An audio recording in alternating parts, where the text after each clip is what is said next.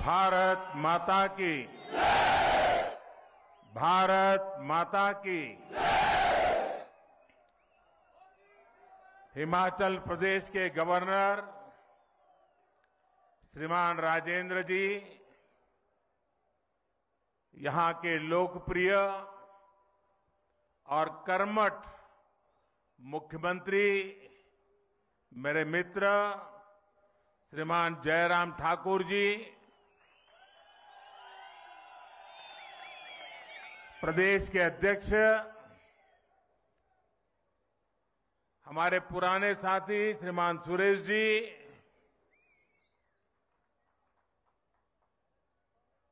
केंद्र के मंत्रिपरिषद के मेरे साथियों, सांसदगण, विधायकगण, हिमाचल के सभी जनप्रतिनिधिगण, आज मेरे जीवन में एक विशेष दिवस भी है और उस विशेष दिवस पर इस देवभूमि को प्रणाम करने का मौका मिले, इससे बड़ा जीवन का सौभाग्य क्या हो सकता है। आप इतनी बड़ी तादाद में हमें आशीर्वाद देने के लिए आए, मैं आपका बहुत बहुत आभार व्यक्त करता हूं।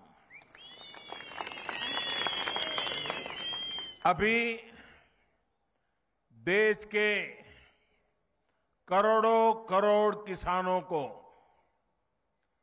उनके खाते में पीएम किसान सम्मान निधि का पैसा ट्रांसफर हो गया, पैसा उनको मिल भी गया और आज मुझे शिमला की धरती से देश के 10 करोड़ से भी ज्यादा किसानों से खाते में पैसे पहुंचाने का सौभाग्य मिला है। वे किसान भी शिमला को याद करेंगे, हिमाचल को याद करेंगे, इस देवभूमि को याद करेंगे। मैं इन सभी किसान भाइयों बहनों को भी हृदय से बहुत बहुत बधाई देता हूं, अनेक अनेक शुभकामनाएं देता हूं। साथियों, ये कार्यक्रम शिमला में है, लेकिन एक प्रकार से ये कार्यक्रम आज पूरे हिंदुस्तान का है। हमारे यहां चर्चा चल रही थी कि सरकार के 8 साल होने पर कैसा कार्यक्रम किया जाए, कौन सा कार्यक्रम किया जाए। तो हमारे नड्डा जी जो हिमाचल के ही हैं, हमारे जयराम जी, उनकी तरफ से एक सुझाव आया और दोनों सुझाव मुझे बहुत अच्छे लगे। ये 8 वर्ष के निमित्त कल मुझे कोरोना काल में जिन बच्चों ने अपने माता और पिता दोनों खो दिए, ऐसे बच्चों का जिम्मा संभालने का अवसर कल मुझे मिला। देश के उन हजारों बच्चों का देखभाल का निर्णय सरकार ने किया और कल उनको मैंने कुछ पैसे भी भेज दिए चेक डिजिटली। 8 साल की पूर्ति में ऐसा कार्यक्रम होना मन को बहुत सुकून देता है, आनंद देता है। और फिर मेरे सामने सुझाव आया कि हम एक कार्यक्रम हिमाचल में करें, तो मैंने आंख बंद करके हाँ कह दिया, क्योंकि मेरे जीवन में हिमाचल का स्थान इतना बड़ा है, इतना बड़ा है, और खुशी के पल अगर हिमाचल में आकर के बिताने का मौका मिले तो फिर तो बात ही क्या बनती है जी।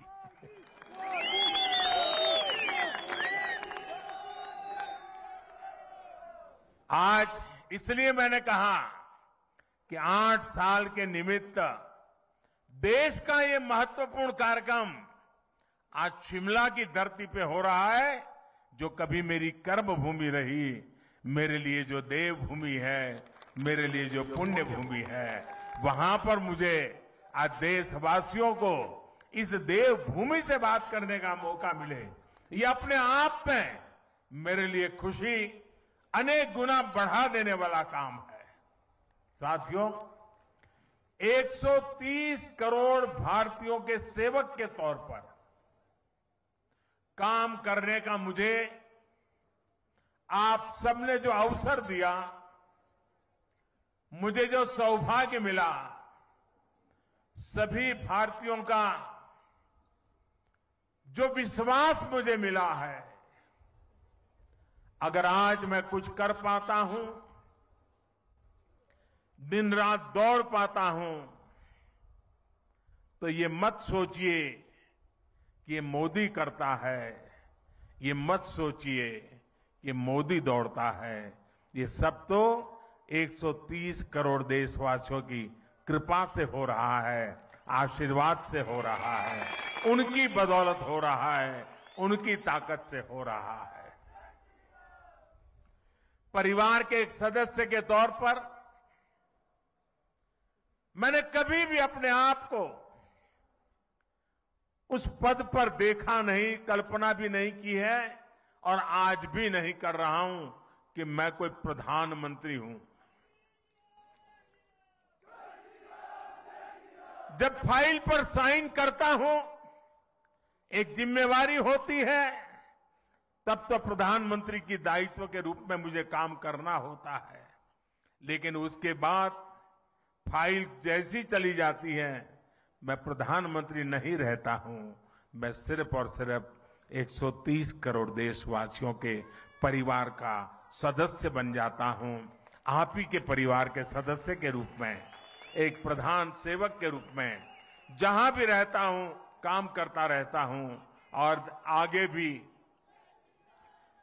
एक परिवार के सदस्य के नाते परिवार की आशा आकांक्षाओं से जुड़ना, 130 करोड़ देशवासियों का परिवार, यही सब कुछ है मेरी जिंदगी में। आप ही हैं सब कुछ मेरी जिंदगी में, और ये जिंदगी भी आप ही के लिए है। और जब हमारी सरकार अपने 8 वर्ष पूरे कर रही है, तो आज मैं फिर से मैं इस देवभूमि से मेरा संकल्प भी दोहराऊंगा, क्योंकि संकल्प को बार बार स्मरण करते रहना चाहिए। संकल्प की कभी विस्मृति नहीं होनी चाहिए। और मेरा संकल्प था, आज है, आगे भी रहेगा।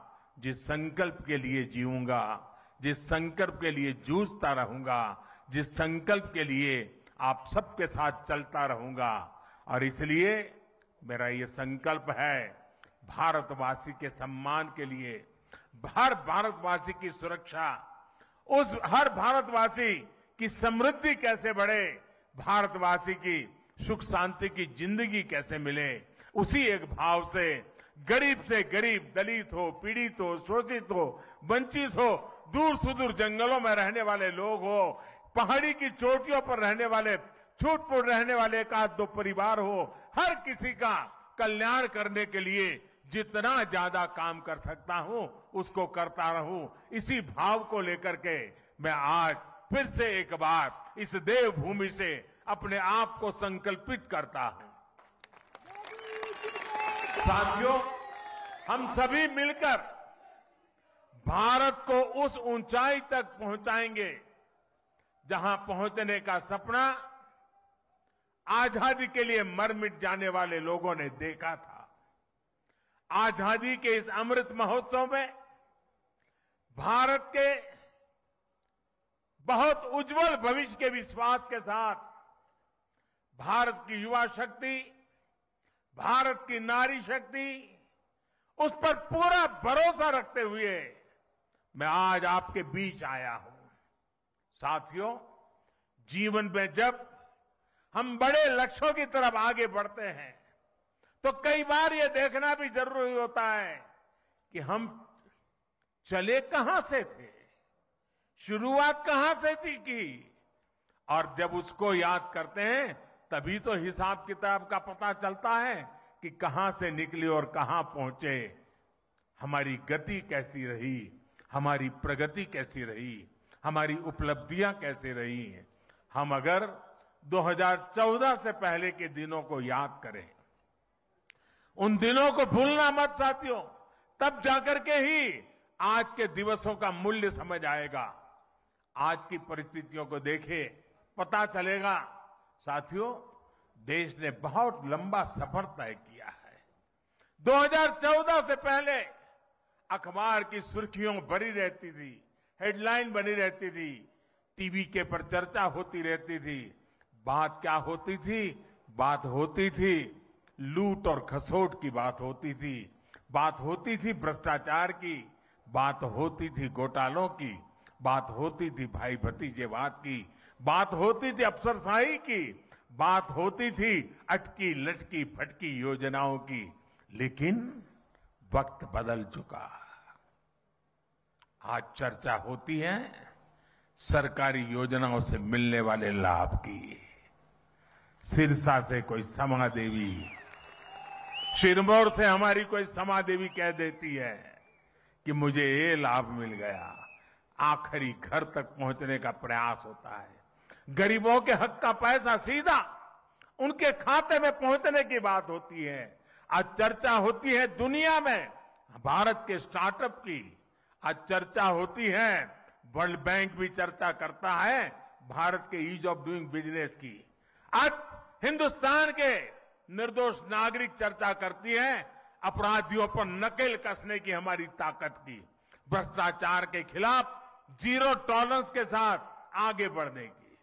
2014 से पहले की सरकार ने भ्रष्टाचार को सिस्टम का जरूरी हिस्सा मान लिया था।